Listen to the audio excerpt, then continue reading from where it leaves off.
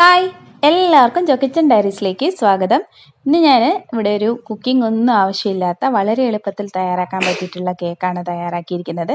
അപ്പോൾ കുട്ടികൾക്കൊക്കെ ഇത് വളരെ ഇഷ്ടമാകും. അപ്പോൾ എല്ലാവരും തയ്യാറാക്കി നോക്കുക. നിങ്ങൾ ആദ്യമായിട്ടാണ് ഈ ചാനൽ കാണുന്നതെങ്കിൽ ഒന്ന് സബ്സ്ക്രൈബ് ചെയ്തേക്കണേ.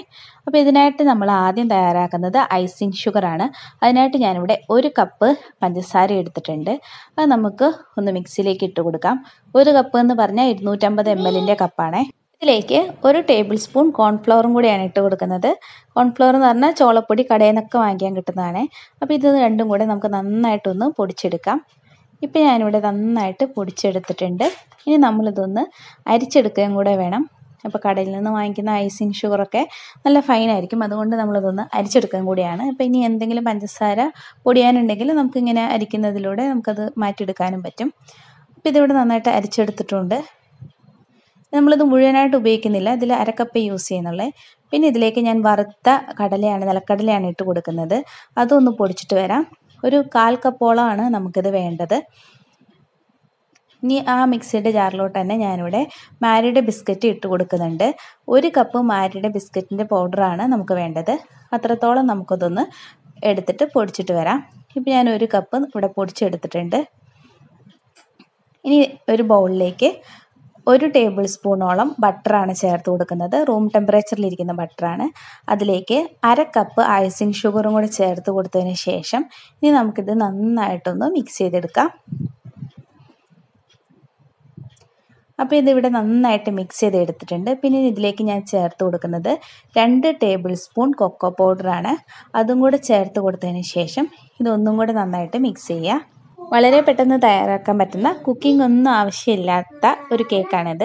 ഇനി നമുക്കിതിലേക്ക് 3 ടേബിൾ സ്പൂൺ പാലും കൂടെ ഒഴിച്ചു കൊടുക്കാം. ഇത് ഞാൻ തിളപ്പിച്ച് ആറിച്ചെടുത്ത പാലാണേ. അപ്പോൾ അങ്ങനെ തന്നെ എടുക്കാൻ നോക്കുക. അപ്പോൾ അതും കൂടെ ചേർത്ത് കൊടുത്തതിന് ശേഷം നമുക്കിത് ഒന്നും കൂടെ നന്നായിട്ടൊന്ന് മിക്സ് ചെയ്യാം. കുട്ടികൾക്കൊക്കെ വളരെ ഇഷ്ടപ്പെടുന്ന ഒരു ടേസ്റ്റി ആയിട്ടുള്ളൊരു റെസിപ്പിയാണിത്. ഇനി നമ്മളിതിലേക്ക് നമ്മൾ നേരത്തെ പൊടിച്ച് വെച്ചിട്ടുള്ള കടലയുടെ പൊടിയും കൂടെ ഇട്ട് കൊടുക്കാം. പീനട്ട് പൗഡറും കൂടെ ഇട്ട് കൊടുത്തതിന് ശേഷം നന്നായിട്ടൊന്ന് മിക്സ് ചെയ്യാം. അതുപോലെ നിങ്ങൾ ആദ്യമായിട്ടാണ് ചാനൽ കാണുന്നതെങ്കിൽ ഒന്ന് സബ്സ്ക്രൈബ് ചെയ്യാൻ മറക്കല്ലേ. പിന്നെ ഇതിലേക്ക് നമ്മൾ നേരത്തെ പൊടിച്ച് വെച്ചിട്ടുള്ള ബിസ്ക്കറ്റിൻ്റെ പൗഡറും കൂടെ ചേർത്ത് കൊടുക്കുക. അത് ഫുള്ളായിട്ട് ചേർക്കണ്ട, കുറച്ചായിട്ട് ചേർത്ത് കൊടുത്തിട്ട് ഒന്ന് മിക്സ് ചെയ്തെടുത്താൽ മതിയാകും. അപ്പോൾ കട്ടയൊന്നും ഇല്ലാതെ നന്നായിട്ടൊന്ന് മിക്സ് ചെയ്യുക. ഇത് ഇച്ചിരി ഡ്രൈ ആയിട്ട് തന്നെയാണ് ഇരിക്കുന്നത്. അപ്പോൾ ബാക്കിയും കൂടെ ചേർത്ത് കൊടുത്തതിന് ശേഷം ഒന്നും കൂടെ നന്നായിട്ട് മിക്സ് ചെയ്യുക. അതുപോലെ നിങ്ങൾ മറ്റുള്ള വീഡിയോസ് ഒന്നും കണ്ടിട്ടില്ലെങ്കിൽ അതും കൂടി ഒന്ന് പോയി കാണണേ. അപ്പോൾ നിങ്ങൾക്ക് സ്പൂൺ കൊണ്ട് ഇളക്കാൻ ബുദ്ധിമുട്ടുണ്ടെങ്കിൽ കൈ കൊണ്ട് ഇളക്കിയാലും മതിയാകും. അപ്പോൾ ഞാനൊരു പാത്രത്തിലേക്ക് എണ്ണയൊന്ന് തടവിയെടുത്തിട്ടുണ്ട്. എണ്ണയോ നെയ്യോ ബട്ടറോ എന്ത് വേണമെങ്കിലും ഒന്ന് തടവിയെടുത്താൽ മതി. അതിലേക്ക് നമുക്ക് മിക്സ് ചെയ്തിട്ടുള്ള ഇതിട്ട് കൊടുക്കാം. ഇനി നന്നായിട്ട് എല്ലായിടത്തും നന്നായിട്ടൊന്ന് സ്പ്രെഡ് ചെയ്ത് കൊടുക്കുക. അപ്പോൾ നമ്മളിപ്പോൾ നന്നായിട്ട് സ്പ്രെഡ് ചെയ്യുന്ന പോലെ ഇരിക്കും അതിൻ്റെ ഷേപ്പ്. ഇനി നമ്മളിതൊന്ന് ഫ്രിഡ്ജിൽ വെച്ച് സെറ്റ് ചെയ്യുകയാണ് ചെയ്യുന്നത്. അത്രയേ ഉള്ളൂ പരിപാടി. അപ്പോൾ ഫ്രിഡ്ജിൽ ഒരു 2 മണിക്കൂറോളം ഒന്ന് വെച്ചാൽ മതിയാകും. ഇനി ഇതിൻ്റെ മുകളിൽ കുറച്ച് കാഷ്നട്ടും കൂടി ഒന്ന് വെച്ച് കൊടുക്കാം, കുറച്ച് ഭംഗിക്ക് വേണ്ടിയിട്ടാണ്.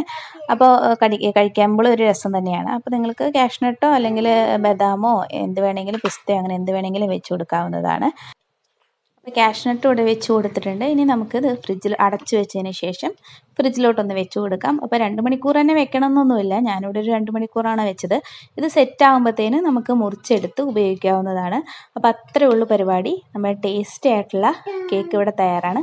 അപ്പോൾ നമ്മൾ എണ്ണയൊക്കെ തേച്ചത് കൊണ്ട് നമ്മൾ പാത്രത്തിൽ നിന്ന് വിട്ടെടുക്കാനൊക്കെ പറ്റിയിട്ടുണ്ട്. അപ്പോൾ പാത്രത്തിൽ നിന്ന് എടുത്ത ശേഷം ഇതുപോലെ ഒന്ന് മുറിച്ചിട്ട് നമുക്ക് ഉപയോഗിക്കാവുന്നതേ ഉള്ളൂ. ഇത് നിങ്ങൾക്ക് ഇഷ്ടമുള്ള ഷേപ്പിൽ മുറിച്ചെടുക്കാം. ഞാനിതുപോലെ ഒന്ന് ചതുരത്തിലാണൊന്ന് മുറിച്ചെടുക്കുന്നത്. അപ്പോൾ കുട്ടികളൊക്കെ ഇത് വീണ്ടും വീണ്ടും ചോദിച്ചു വരും, അത്ര ടേസ്റ്റാണ്. അപ്പോൾ എല്ലാവരും തയ്യാറാക്കി നോക്കിയിട്ട് ഒന്ന് ഫീഡ്ബാക്ക് പറയാനും മറക്കരുത്. ഇതാ നല്ല പെർഫെക്റ്റ് ആയിട്ട് വന്നിട്ടുണ്ട്. നല്ല ടേസ്റ്റുമാണ് കഴിക്കാൻ വേണ്ടിയിട്ട്. അധികം ബുദ്ധിമുട്ടൊന്നും ഇല്ലാതെ കേക്ക് തയ്യാറാക്കാൻ എല്ലാവർക്കും പറ്റും. വീഡിയോ ഇഷ്ടപ്പെടുകയാണെങ്കിൽ നിങ്ങൾ ഫ്രണ്ട്സിനും ഫാമിലിക്കും ഒന്ന് ഷെയർ ചെയ്ത് കൊടുക്കണം. അതുപോലെ സബ്സ്ക്രൈബ് ചെയ്യാത്തവരുണ്ടെങ്കിൽ ഒന്ന് സബ്സ്ക്രൈബ് ചെയ്യാൻ വേണം. അപ്പോൾ അടുത്ത നല്ല വീഡിയോ ആയിട്ട് വീണ്ടും കാണാം. Thanks for watching. ബൈ.